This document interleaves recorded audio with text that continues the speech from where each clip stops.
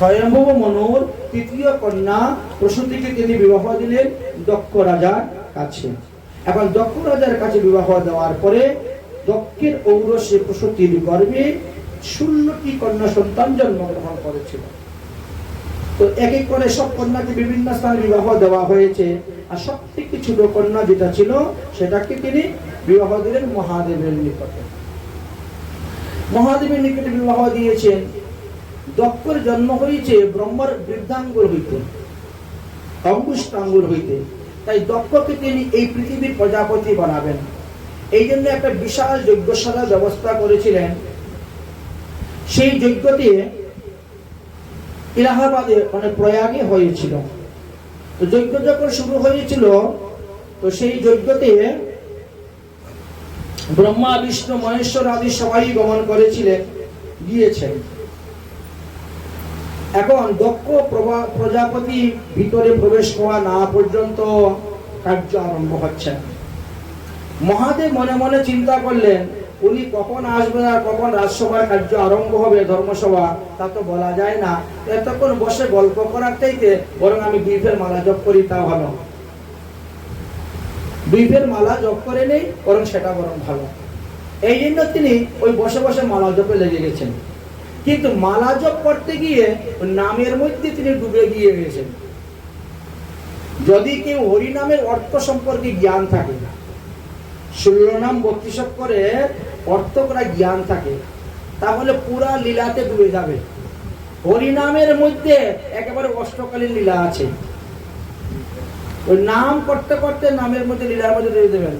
হরের শব্দ কেমন করে উৎপত্তি হলো, কৃষ্ণ শব্দ কোথার থেকে আসলো, কেন এই 16 নাম 32 অক্ষরের মধ্যে 4 বার কৃষ্ণ, 4 বার রাম, 8 বার হরে, তার বিস্তার ব্যাখ্যা। তো এই যে ব্যাখ্যাটা যে জানবে, সে নাম করতে করতে নামের মধ্যে একেবারেই ডুবে যাবে। তো নাম করতে করতে নামের মধ্যে যদি কেউ ডুবে যায়, তো বাইরের কেউ ডাকলে কানের শব্দ ডুববে না। তন্ময় হয়ে গেছেন না, সমাবিষ্ট হয়ে গেছেন। এমন সময় প্রজাপতি দক্ষ এসে উপস্থিত হয়েছেন। দক্ষকে দেখে তো সব দেবগণ, মুনিগণ, ঋষিগণ সবাই উঠে দাঁড়িয়ে গেছেন সম্মান দেওয়ার জন্য। তিনিও প্রত্যেককে যথাযোগ্য সম্মান দিয়ে দিয়ে আসছেন। ভগবান বিষ্ণুকে প্রণাম করছেন, ব্রহ্মাকে তিনি প্রণাম করছেন। কিন্তু মহাদেবের কাছে এসেই একটু দাঁড়িয়ে গেলেন, ওখানে প্রণাম করলেন না, কারণ মেয়ের জামাই তো। আমি শ্বশুর মশাই হয়ে মেয়ের জামাইকে প্রণাম করব, বুঝলেন? এই যে একটা অভিমান, এই যে একটা অহংকার, এই অহংকারের কারণে তিনি প্রণাম করলেন। আর মহাদেব তো নামের মধ্যে ডুবে আছেন, শ্বশুর মশাইদের সামনে এসে দাঁড়িয়ে আছেন, ওটাও ইনি ধ্যান নাই। থাকলে তো উঠে দাঁড়াতেন, দাঁড়িয়ে একটু হাত জুড়ো করতেন, কিন্তু কোনো কিছু করেন নাই বলে রেগে গেলেন। দেখেন, কাম যেখানে বাধা প্রাপ্ত হয় সেখানে ক্রোধের সৃষ্টি হয়। একটা মান সম্মান পাওয়াটা তো একটা কামনা বাসনা। মান সম্মান প্রতিষ্ঠা এগুলো কিন্তু বাসনার মধ্যে পড়ে, কামনার মধ্যে পড়ে। কাম শব্দ ব্যবহার করা হয়। তো কাম বাধা প্রাপ্ত হয়ে গেছে, ক্রোধের সৃষ্টি হয়ে গেছে। তিনি বলছেন, সবার মধ্যে যারা আছেন আপনারা বিচার করে বলুন তো, জামাই শ্বশুরকে প্রণাম করবে না শ্বশুর জামাইকে প্রণাম করবে? সবার তো একই কথা, জামাই শ্বশুরকে প্রণাম করবে। বলে তাহলে এই দেবাধম মহাদেব তো আমাকে প্রণাম করলো না। অতএব আজকে থেকে যেখানে যেখানে যজ্ঞ হবে, অনুষ্ঠান হবে, কোথায় মহাদেবকে কোনো ভাগ দিও না, তার কোনো আসন দিবা না, তাকে কোনো নিমন্ত্রণ দিবা না। 1 নম্বর। 2 নম্বর, তিনি একটা অভিসম্বাদ দিয়ে দিলেন। ভবব্রত ধরা দেচো দেচো তারুণ অনুব্রতাম। বললেন যে আজকে থেকে যে ব্যক্তি শিবের ব্রত করবে, শিবের পূজা করবে, শিবের আরাধনা করবে, শিবের প্রসাদ খাবে, শিব মন্ত্রের দীক্ষা নেবে, তারা সৎশাস্ত্র থেকে বিচ্যুত হয়ে যাবে, ইত্যাদি ইত্যাদি অভিসম্পাদ দিয়ে দিয়েছেন। অভিসম্পাদটা শোনার পরে তখন পাশে ছিলেন নন্দী। নন্দী কিন্তু সহ্য করতে পারছে না, কারণ গুরুদেবকে আমার সামনে আমার গুরুদেবকে নিন্দা করছেন, এটা তো সহ্য করা যায় না। শাস্ত্রে 2টা সিদ্ধান্ত দিয়েছেন। এক হলো ওই নিন্দাকারী জিহ্বা কেটে দাও, সমর্থ থাকলে, আর সমর্থ না থাকলে 2 কানের মধ্যে আঙুল দিয়ে ধরে চেপে দিয়ে বিষ্ণু বিষ্ণু বলে ওখান থেকে উঠে চলে যাও। এখন উনি 2টার মধ্যে কোনোটাই করতে পারছেন না, কারণ এক তো মহাদেবের শ্বশুর, ওকে ধরে তো জিব্বা কাটা যাবে না, গুরুদেবের শ্বশুরের জিব্বা তো কাটা যাবে না। আর দ্বিতীয়ত হলো, এখন মহাদেবের সঙ্গে গুরুদেবের সঙ্গে আসছেন, গুরুদেবকে ত্যাগ করে উনি যেতেও পারছেন না। দুটো এমন একটা উভয় সংকটের মধ্যে পড়েছেন। তো কিন্তু দক্ষ তো যত সময় যাচ্ছে অতই রেগে যাচ্ছেন, এতই খালি মানে গুণটাকে দুষ্রূপে দেখতেছেন। মহাদেবের যত গুণ আছে সব গুণকে দুষ্রূপে বর্ণন করে যাচ্ছেন। তখন তিনার রাগ হয়ে গেছে, ক্রুদ্ধ হয়ে গেছে। উঠে তিনি দাঁড়িয়ে গেলেন, দাঁড়িয়ে গিয়ে বলছেন, হে দক্ষ মহাশয়, আপনি আমার গুরুদেবের যে সমস্ত নিন্দা করলেন তাতে বোঝা যাচ্ছে আপনি খুব বড় শাস্ত্রজ্ঞ, একজন পণ্ডিত জ্ঞানী। আমার অভিশাপে আপনার সেই সমস্ত জ্ঞান লুপ্ত হয়ে যাবে এবং আপনি কর্মকাণ্ড নিয়ে সারা জীবন পড়ে থাকবেন। প্রথম অভিসম্পাদ। দ্বিতীয় অভিসম্পাদ, যে মুখ দিয়ে আপনি আমার গুরুদেবের নিন্দা করেছেন আমি অভিসম্পাদ দিলাম আপনার সেই মুখ ছাগলের মুখ হইবে। দুইটি অভিসম্পাদ। তৃতীয় অভিসম্পাদ কি দিলেন, আমার অভিশাপে আপনাকে বারবার পৃথিবীতে জন্মগ্রহণ করতে হবে, বারবার পৃথিবীতে মরতে হবে। আসবেন, জন্মগ্রহণ করবেন, মরবেন, আসবেন, জন্মগ্রহণ করে মরবেন। এই সংসার চক্রে আপনাকে ভ্রমণ করতে হবে, যেহেতু শিবের নিন্দা করেছেন সহ্য করতে। চতুর্থ পুরাণ তিনি কি করলেন, সবাইকে উদ্দেশ্য করে, এই সভাতে যে সমস্ত ব্রাহ্মণগণ আছেন, সর্ববর্ণের গুরু ব্রাহ্মণ, বর্ণানাং ব্রাহ্মণ গুরু, আপনারা শাস্ত্রজ্ঞ, আপনারা জানেন মহাদেবের মহিমা, আপনাদের সামনে মহাদেবের নিন্দা করতেছে, অথচ আপনারা একটু দক্ষ থামালেন না, এটা প্রতিবাদ করলেন না। এই জন্য আমার অভিশাপে সমস্ত ব্রাহ্মণগণ সর্বভূত হইবে। এই কথা যখন বলছে তখন ভৃগুমুনির রাগ হয়ে গেছে। ভৃগু ঋষি বলছে, কি বলছো তুমি? একটা সামান্য কারণে তুমি এত বড় ব্রাহ্মণ সমাজের উপরে এত বড় অভিসম্পাদ দিয়ে দিয়েছ। তিনি তোমার রেগে গিয়েছেন, রেগে গিয়ে উঠে আরম্ভ হয়ে গেল এই সাপাসাপি শুরু হয়ে গেল। আবার সাপাসাপি যখন শুরু হয়ে গেছে তখন মহাদেবের নিদ্রা ভঙ্গ হয়েছে। ভঙ্গ হয়ে দেখলেন যে কথায় কথা বাড়ে, উনি একটা বলছে উনি একটা বলছে, শুরু হয়ে গেল বলে বাবা এখানে থাকার দরকার নেই, চল চল নন্দী চল, আমরা এখান থেকে পালাই। কে তোমার কত প্রশংসা করছে, কত নিন্দা করছে আগে পরে ওটা দেখার দরকার নেই, তুমি উপস্থিত থাকা সত্ত্বে তোমার কি করতেছে সেটা দেখতে হবে। অনুপস্থিতে তোমার পিছনে অনেকে অনেক কথা বলতে পারে, তাই না? কিন্তু সামনে উপস্থিত থাকা সত্ত্বে তোমাকে কতটা গুরুত্ব দিচ্ছে সেটা তোমাকে দেখতে হবে। মহাদেব দেখলে আমি সামনে উপস্থিত হয়ে বসে আছি অথচ আমাকে এখানে বিন্দু মাত্র গুরুত্ব দেওয়া হচ্ছে না, তাহলে আমার এখানে থাকার কি দরকার? চল বাবা, কোনো কথা নেই। সেই থেকে মহাদেব উঠে চলে গেলেন। মহাদেব যখন উঠে চলে গেলেন তখন ব্রহ্মা উঠে চলে গেলেন। ব্রহ্মা যখন চলে গেলেন তো বিষ্ণু উঠে চলে গেলেন, একে একে সমস্ত দেবতাগণ চলে গেলেন, যার কারণে সেখানে যজ্ঞটা পূর্ণ হলোই না, অসপূর্ণ অবস্থায় যজ্ঞ থেকে গেল। এইভাবে বহু যুগ গত হয়ে গেল। এবার দক্ষ প্রজাপতির মূল বাড়ি হলো হরিদ্বারের কম্ফল নামক স্থানে। এখনো অনেকে যায় দক্ষের বাড়ি দেখার জন্য, যান। বহুদিন পরে তিনি আবার চিন্তা করলেন যে এবার আমি দক্ষকে আবার প্রজাপতি বানাবো, ব্রহ্মার ইচ্ছা। হরিদ্বারী যজ্ঞ ব্যবস্থা হলো, একমাত্র মহাদেব ভিন্ন সবাইকে নিমন্ত্রণ দেওয়া হয়েছে। নির্দিষ্ট দিনে নির্দিষ্ট সময়ে সবাই আপন আপন বিমান যুগে, আপন আপন স্ত্রী যুগে, পরিবার যুগে, শিষ্য যুগে সবাই রওনা হয়েছেন। সতী কিন্তু এ ব্যাপারে কিছুই জানতেন না। মহাদেব যদিও অন্তর্যামী সবকিছু জানেন কিন্তু সবকিছু বলেন না, কিছুটা ভিতরে হজম করে নেন মহাদেব। সতী ওই বিমানের শব্দ শুনে তিনি ঘর থেকে বেরিয়েছেন। কি ব্যাপার? ওগো, আজকে কোথায় ভান্ডারা আছে নাকি? সবাই দেখি বিমান যুগে কোথায় যাচ্ছে জানি, আজ কোথায় উৎসব অনুষ্ঠান ভান্ডারা। মহাদেব বলছেন, ডাক্কাইনি তুমি জানো না? না, আমি জানলে কি তোমাকে জিজ্ঞেস করতাম? তোমার বাপের বাড়ি যজ্ঞ হচ্ছে। আমার বাপের বাড়ি যজ্ঞ, অথচ আমি জানি না? কেন আমাদের নিমন্ত্রণ আসে নাই? বলে কেমন করে নিমন্ত্রণ আসবে? তোমার বাবার সঙ্গে যেমন ঝগড়া হয়েছিল। তোমার বাবার সঙ্গে আমার ঝগড়া যে হয়েছিল, সেই ওই ঝগড়ার পর থেকে আর কোনো উৎসব অনুষ্ঠানে নিমন্ত্রণ নাই, আসা যাওয়া, খাওয়া দাওয়া, কথাবার্তা কোনো কিচ্ছু নেই বলেছেন। আর এখন সতী বলছেন তাহলে আমি একটু যাবো বাপের বাড়ি। বিনা নিমন্ত্রণে বাপের বাড়িও যেতে নাই। বলে কেন? জননী জন্মভূমিষ্ঠ স্বর্গাধিপতি গরীয়সী লোকে বলেন যে বাপের বাড়ি যাইতে নিমন্ত্রণ লাগে না, যখন তখন যাওয়া যায়। বলে যাওয়া যায় যদি এটা প্রেম প্রীতি ভালোবাসা থাকে। এখন তো ঝগড়া ঝাঁটি অশান্তি, ওখানে গেলে পরে তো তুমি আদর পাবে না। আমি জানি বাবার সব থেকে ছোট মেয়ে হলো আদরের, আর মায়ের হলো বড় ছেলে আদরের। ছোট মেয়ে তুমি আদরের হলে কি হলো, ওখানে গেলে পরে তুমি সেই আদর পাবে না, সেই সম্মান পাবে না। আর ওখানে যাওয়ার পরে যদি তারা আবার আমার নিন্দা শুরু করে দেয়, তুমি তো তা সহ্য করতে পারবে না আমার নিন্দা। কারণ সতী নারী, স্বামীর নিন্দা তো সহ্য করতে পারবে না। তখন তোমার বেঁচে থাকার থেকে মরা ভালো এটাই মনে হবে।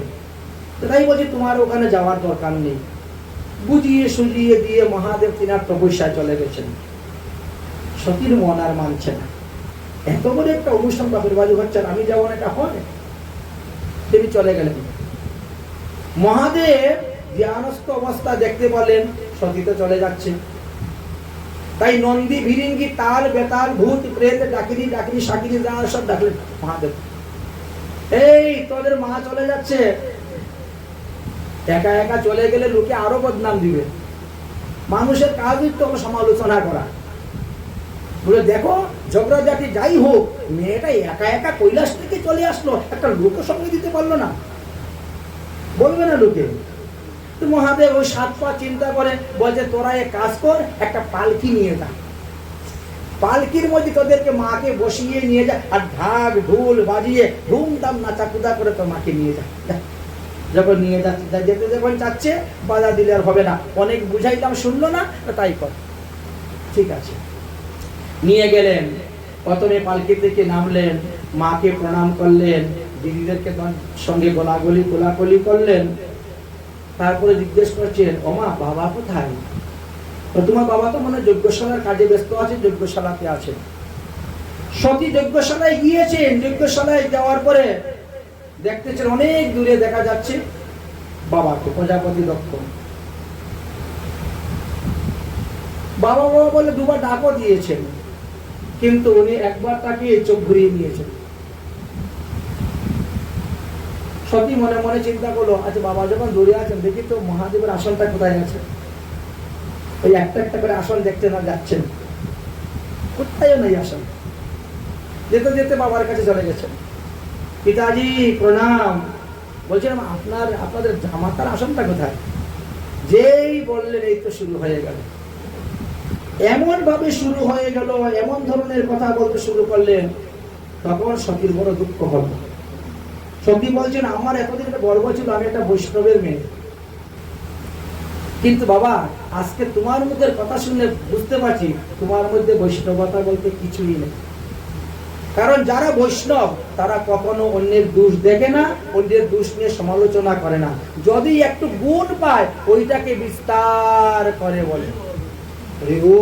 আর তুমি মহাদেবের যত গুণ আছে, গুণগুলাকে দোষ রূপে রূপান্তরিত করে তুমি বর্ণন করতেছ। আমি যখন এখান থেকে কৈলাসে ফিরে যাব, তখন তোমার পুত্র উচ্চারণ করে আমাকে জিজ্ঞাসা করবা, কি গো দাক্ষায়ণী, বাপের বাড়ি গিয়েছিলে, কি দেখে এসেছিলে? সতীকে কেন দাক্ষায়ণী বলতেন? কন্যাদের মেয়েদের বিবাহ হওয়ার পরে যদি স্বামীর ঘরে যাওয়া সত্ত্বেও কোনো সন্তানাদি না হয়, তাহলে সেই কন্যা আবার পিতৃগুত্রে চলে আসে। এইটি সিদ্ধান্ত দেওয়া আছে শাস্ত্রে, পিতার গোত্রে চলে আসে। যদিও বিবাহের সময় আপনি গোত্র ছেদন করে স্বামীর গোত্র স্বীকার করাচ্ছেন, তবে ওখানে শিবগোত্র হওয়ার দরকার ছিল। সতীর শিবগোত্র, কিন্তু না, দক্ষ রাজার গোত্র উচ্চারণ করে দাক্ষায়ণী বলে ডাকতেন। তো আমি যখন সেখানে যাব তখন আমাকে বলবে, তখন আমি কি উত্তর দিব? তাই বাবা তোমার এই দেহ থেকে আমার দেহ উৎপন্ন হয়েছে, তো এই দেহ নিয়ে আর যাব না। বসে গেলেন। স্বামীর চিন্তা করতে করতে বিরহ অনল পায়ের অঙ্গুষ্ঠ আঙ্গুল থেকে প্রকট হয়ে গেল। সেই আগুনে জলে তিনি মারা গেলেন। চতুর্দিকে হাহাকার শব্দ হলো, সতী আগুনে পুড়ে মারা গিয়েছেন। নন্দী বিরিঙ্গি তাল বেতাল সবাই ভিতরে ঢুকে মারামারি করতে শুরু করে দিয়েছেন। আমাদের মাকে তোরা মেরে ফেলছিস, আমরা এখন কি জবাব দেব? শুরু হয়েছে মারামারি। ভৃগু ঋষি তখন চিন্তা করলেন, এই শিবের অনুচরের হাত থেকে রক্ষা পাওয়ার তো উপায় নাই, কি করা যায়? তখন দক্ষিণাবর্ত অগ্নিতে আহুতি দিয়ে দিলেন। তখন রিভু নামক অসংখ্য সৈন্য বেরোলো। সেই সৈন্যরা জ্বলন্ত অগ্নিকাষ্ঠ নিয়ে যজ্ঞশালা থেকে নিয়ে তাদের সঙ্গে মারামারি করতে শুরু করে দিলেন।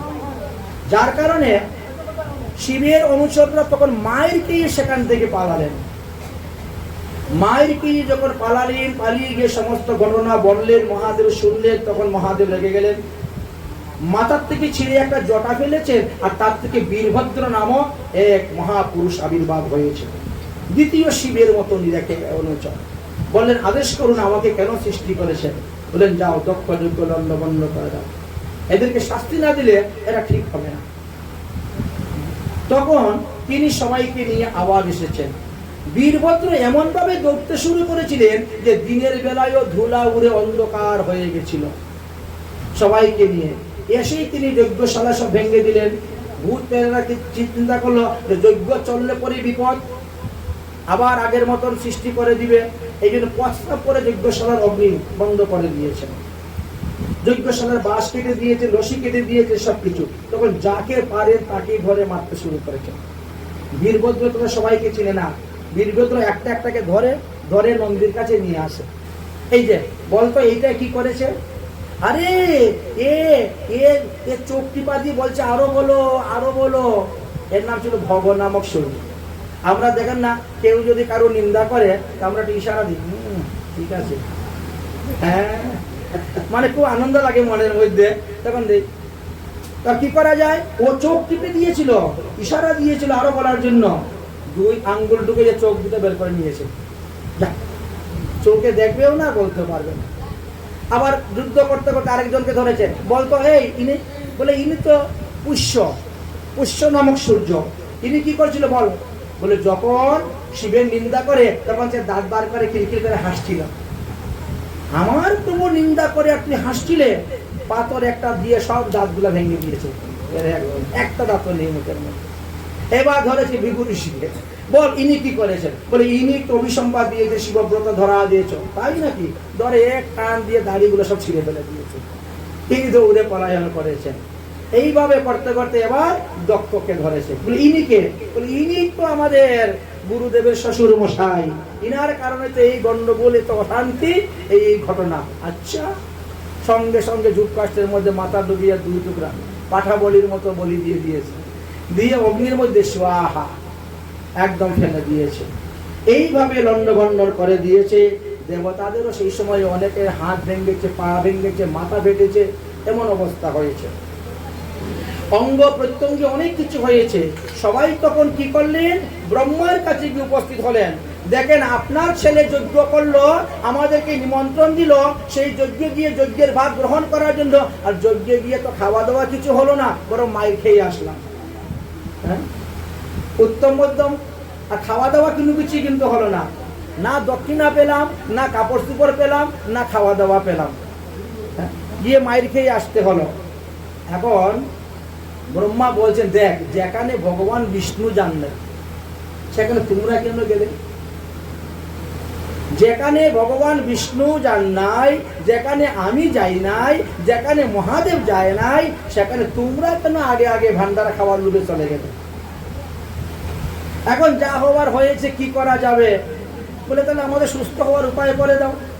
বলে, ও বাবা, ওটা আমি পারবো না, ও একমাত্র মহাদেবই পারবেন, উনি সংহার কর্তা। মহাদেব, চলো মহাদেবের কাছে।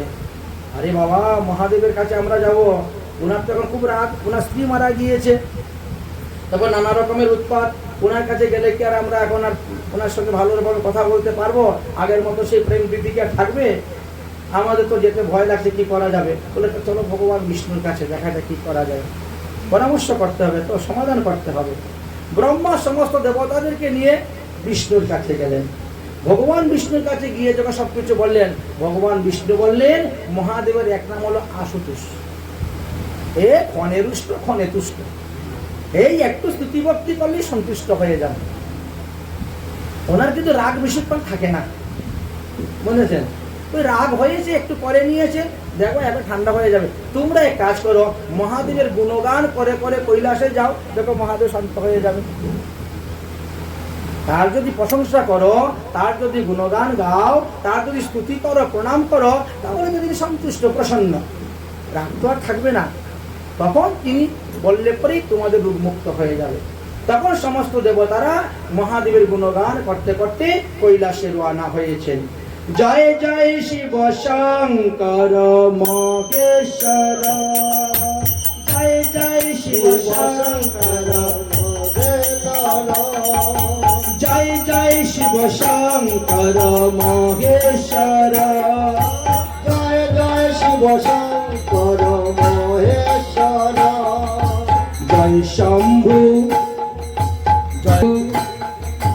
জয় শম্ভু দিগম্বর ভূতেশ্বর, জয় শম্ভু জয় শম্ভু জয় শম্ভু দিগম্বর ভূতেশ্বর, জয় শম্ভু দিগম্বর ভূতেশ্বর, জয় শম্ভু দিগম্বর ভূতেশ্বর, জয় জয় শিব শঙ্কর মহেশ্বর, জয় জয় শিব শঙ্কর মহেশ্বর, ও জয় জয় শিব শঙ্কর মহেশ্বর, জয় জয় শিব শঙ্কর মহেশ্বর, জয় শম্ভু জয় শম্ভু জয় শম্ভু দিগম্বর ভূতেশ্বর, জয় শম্ভু জয় শম্ভু জয় শম্ভু দিগম্বর মহেশ্বর, শশী শেখরম মুন্ড মালেশ্বর, শশী শেখরম মুন্ড মালেশ্বর, ও কৈলাস বিহারী মহেশ্বর, কৈলাস বিহারী মহেশ্বর, জয় শম্ভু জয় শম্ভু দিগম্বর ভূতেশ্বর, জয় শম্ভু দিগম্বর ভূতেশ্বর, পশুপতি ত্রিপুরারি গঙ্গাধার, পশুপতি ত্রিপুরেশ্বর গঙ্গাধার, ও পশুপতি ত্রিপুরারি গঙ্গাধার, পশুপতি ত্রিপুরারি গঙ্গাধার, ত্রম্বেশ্বর উমা প্রাণেশ্বর, ত্রম্বেশ্বর উমা প্রাণেশ্বর, জয় শম্ভু দিগম্বর ভূতেশ্বর, জয় শম্ভু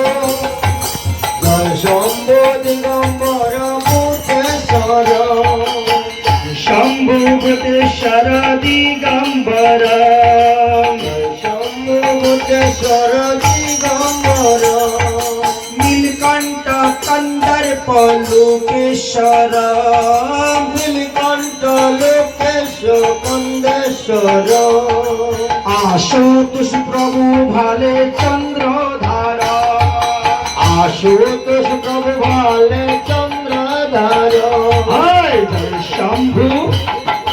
জয় শম্ভু দিগম্বর ভূতেশ্বর, জয় শম্ভু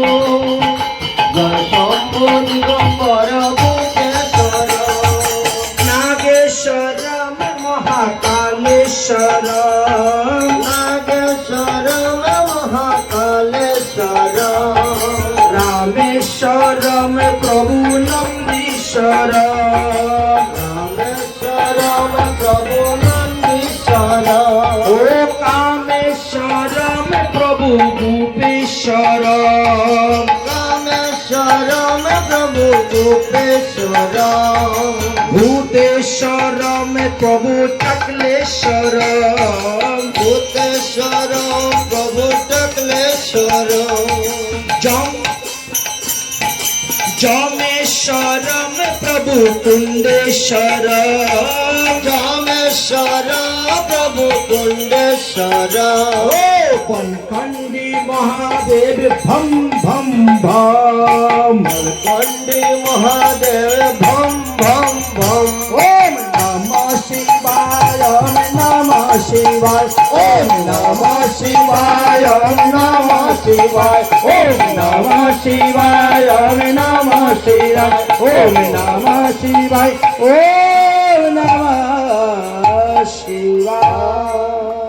শ্রীমদ্ ভাগবত মহাপুরাণের চতুর্থ স্কন্ধের ষষ্ঠ অধ্যায়ে সমস্ত দেবগণ কিভাবে মহাদেবের স্তুতি করতে করতে তারা কৈলাসে গিয়ে উপস্থিত হয়েছিলেন এবং স্তুতি ভক্তি প্রণামাদি করেছিলেন। পরে মহাদেব গিয়ে শান্ত হলেন এবং তিনাকে বললেন, মহাদেব বললেন যে ঠিক আছে, তিনি সবাইকে বরদান করলেন। তবে বললেন ভব নামক চক্ষু যে, তার তো চক্ষু চলে গেছে, তবে তিনি মৃত্যুর চক্ষু দ্বারা দর্শন করবেন। পুষ্য নামক সূর্যকে চর্বজাতীয় কোনো বস্তু দিবেন না, লেজ্জুজাত বস্তু দিয়ে তার ভোগ নিবেদন করবেন।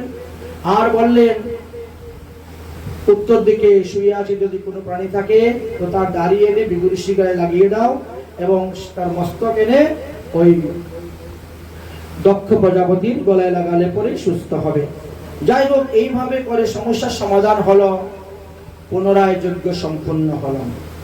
ব্রহ্মা বললেন একমাত্র ভগবানের নাম সংকীর্তনের দ্বারাই অসমাপ্ত বস্তু সমাপ্ত হয়, অপূর্ণ বস্তু পূর্ণ হয়ে যায়। যাই হোক, অতঃপর তিনি সতীর দেহকে নিয়ে নৃত্য করতে শুরু করলেন। পৃথিবী দেবী তখন মহাদেবের তাণ্ডব নৃত্য সহ্য করতে পারলেন না, ভগবান বিষ্ণুকে অনুরোধ করলেন। বিষ্ণু এক একটি অঙ্গকে সুদর্শন চক্র দ্বারা ছেদন করলেন। তাই 51টি স্থানে পরিচিত বলে 51টি সিদ্ধপীঠ নামে পরিচিত। আমরা এইভাবে সংক্ষেপে দক্ষযজ্ঞের কথা আলোচনা করলাম।